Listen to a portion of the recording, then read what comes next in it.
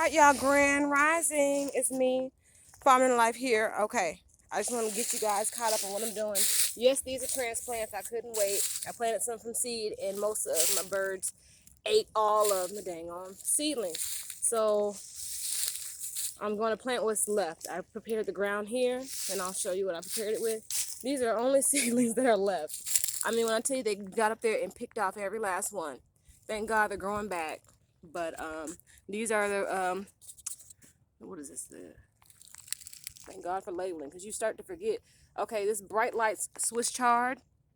Okay, and then over here we got Bloomsdale spinach. So I'm gonna go ahead and plant what we do have. It looks like grass, don't it? It's not. So I'm gonna go ahead and plant these down and go ahead and cover them up in the front. I just wanted to show y'all. I just dug this ground up here.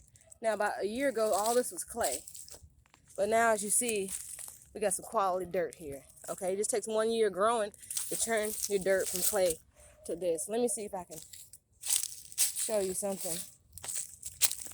See, I covered all my dirt with wood chips. So even this dirt, you see how the clay is down there, but actually it's doing a lot better because the wood chips are breaking down on top of it.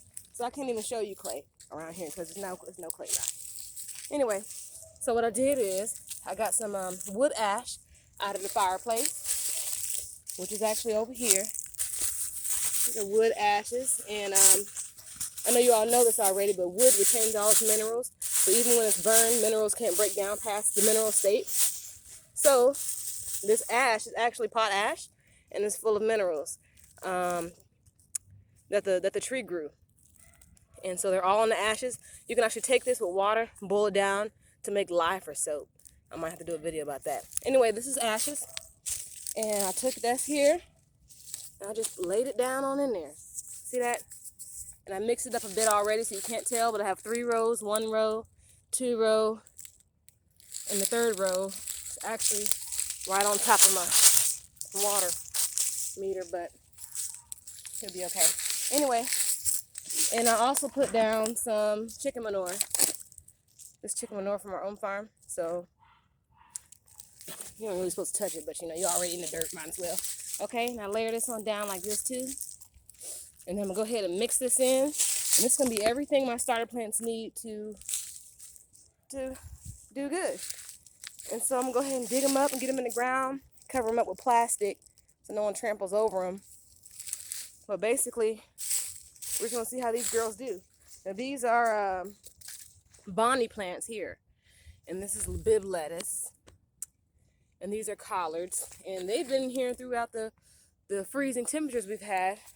We had like 23 degrees freezing at night, and they last and surpassed it. So that's a good thing. And over here are the onion sprouts, and onion bulbs I put down, and they're doing well. Mind you, I haven't really fertilized any of this up here.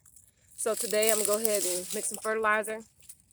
The fertilizer I'll probably use will probably be rabbit manure because it doesn't burn your plants like chicken manure does.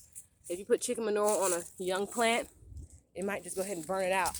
Which is why when I added this chicken manure here, it's kind of composted. I'm gonna mix it up so it won't be so strong for her. Yep, and I'm gonna keep you guys posted. Just keep in mind, you put a plant in the ground, it's gonna help the soil quality immediately. And this right here is a thornless blackberry bush. I got it at the Seed Saver event last year. No, the year before last. It's 2 years in the ground. It was actually just a Y-shaped branch. One up here and one up here, and I put it in the ground. And she has just bloomed. So, doing very well this season, you all. I'm going to keep you guys posted on how this Bloomsdale spinach is doing, as well as the Swiss Rainbow chard. Then I'm going to go ahead and put these daikon radish seeds in the ground. And so if you have a lot of hard clay soil, which we do here in Georgia, you're going to want to use some daikon radishes, because daikon, they grow huge like a carrot, okay? It's going to break up that soil you got there, all that clay. And if you leave it in the ground for next year, you'll have the best crop ever. That's what people are doing. Farmers are doing that all over because they realize the nutrients that it gives back to the ground. So you can either eat it or just grow it and return it over. So your next year plant will be great. So I want you guys to go ahead and plant something in the ground, okay? Put something in the ground, guys. All right, bye.